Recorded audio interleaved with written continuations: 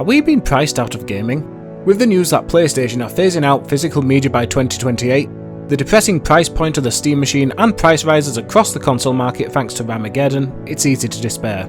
It feels like gaming as a hobby is dying. It was a depressing revelation, until I realised something that made me hold on to hope. Quite simply, we don't have to play on the industry's terms.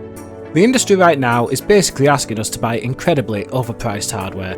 Future consoles look like they're sneaking uncomfortably close to that £1,000 price mark. To make matters worse, games are running worse and straight up requiring insane levels of processing power to run acceptably. My own older PC is struggling to keep up with the onslaught of modern releases, unoptimised titles that can bring even expensive machines to their knees. The thing is, the industry is banking big time on you feeling like you don't have a choice. I'm here to tell you, you absolutely do have a choice. My antidote to this market pressure is simple. We don't need to upgrade our hardware. We don't need to play unoptimised games, and you most certainly don't need to swallow a £1,000 console just to have a great time with the hobby in 2026. What I want to do is show you how low budget gamers can survive 2026 and beyond, and the answer is simpler than you think. In a nutshell, it all comes down to mindset. You absolutely can still have a great time gaming in 2026 without buying expensive hardware or games. All it takes is a little bit of scrappiness.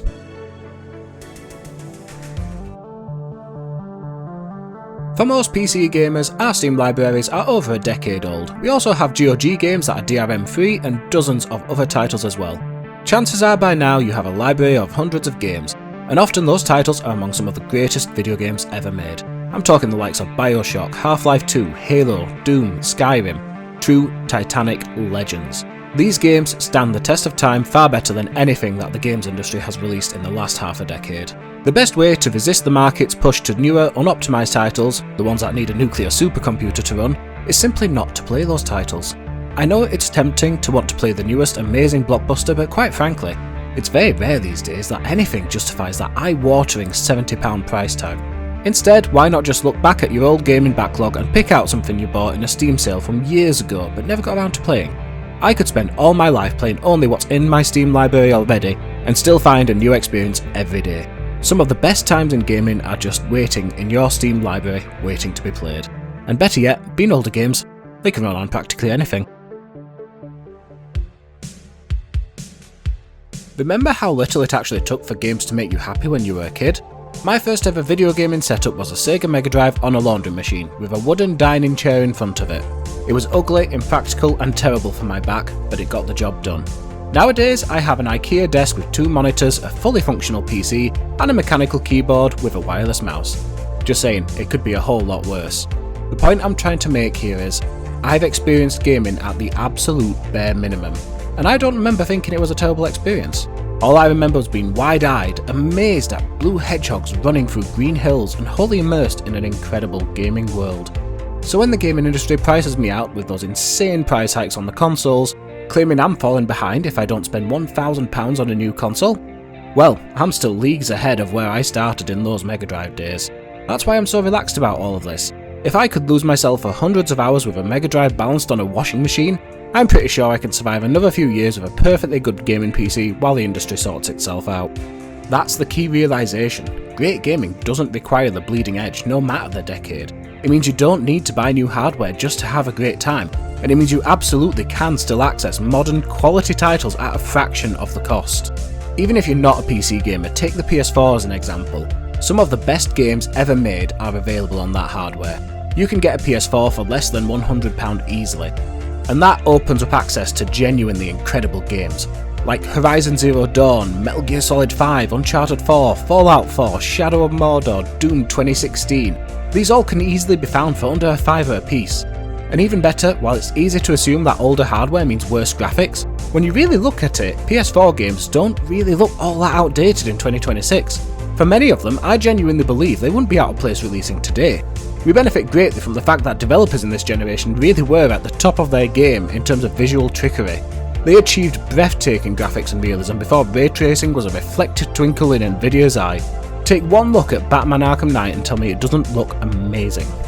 So coming back to my point about realising the bare minimum on gaming and on the market as a whole is, don't despair at the huge prices of the modern consoles and modern AAA, because if push comes to shove, We can have a better time than you think on the older hardware. It all just comes down to one word: resilience.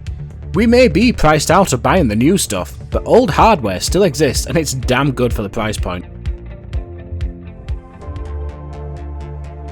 So when the gaming industry presents me with a £1,000 console or hikes the price again, tells me this is needed to play the newest game, buy it or I'll miss out, I'll just say, no thanks.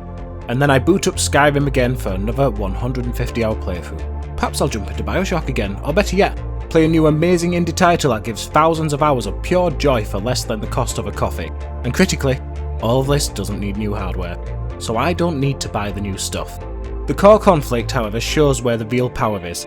The gaming industry fundamentally needs the average gamer to buy their stuff. CEOs have profit targets, shareholders need to see growth. But what if I simply refuse and just play Minecraft till they come crawling back? And if enough people adopt this attitude and refuse to play along, the economic story flips in our favour. Hardware makers then are left facing warehouses of unsold units with spreadsheets painted red by plummeting sales and a desperate need to offload that hardware just to keep their numbers looking healthy. If that happens, they'll be begging for our money very damn quickly. History proves this point. When the PS3 didn't sell, Sony very famously cut the price all the way down to $299. Our sales are the industry's lifeblood, so if we stop buying, it becomes an existential threat. And all the while, we continue to have an amazing time playing older titles and not paying those marked up prices. They will suddenly have to beg for goodwill from the gamers that they tried to abandon. The truth is, yeah, the games industry right now does seem content to leave the average budget gamer behind, pursuing only those with deeper pockets. But I must drill down into that magic word, resilience. We still have our old consoles. Our PCs can still run all the classic games. If the market wants to go in that direction, we can simply just walk away and play the old games that we love. How we survive the price hikes is a matter of holding out, continuing to enjoy our hobby any way we can. Be it through classic games, amazing indie games, or old hardware. It's simple, we just refuse to reward the greed. When it comes to this modern hardware crisis, I'll paraphrase the iconic movie War Games. For some games, the winning move is... Thank you so much for watching this one. This was an important one to make for me. I wanted to give an alternative to the bad news cycles in gaming right now. So I really wanted to make this video to show how you can really enjoy gaming without needing to spend a lot of money, and maybe ease some of the anxiety that others may be feeling about this whole situation. Basically, all I want to say is, we can get through this and just keep gaming. Please kindly do all those lovely YouTube things like liking and subscribing and whatnot. Sorry I haven't been too active lately, family health matters and things have really kept me from creating at a proper pace. But for now, thanks very much, stay tuned, and I'll see you in the next one.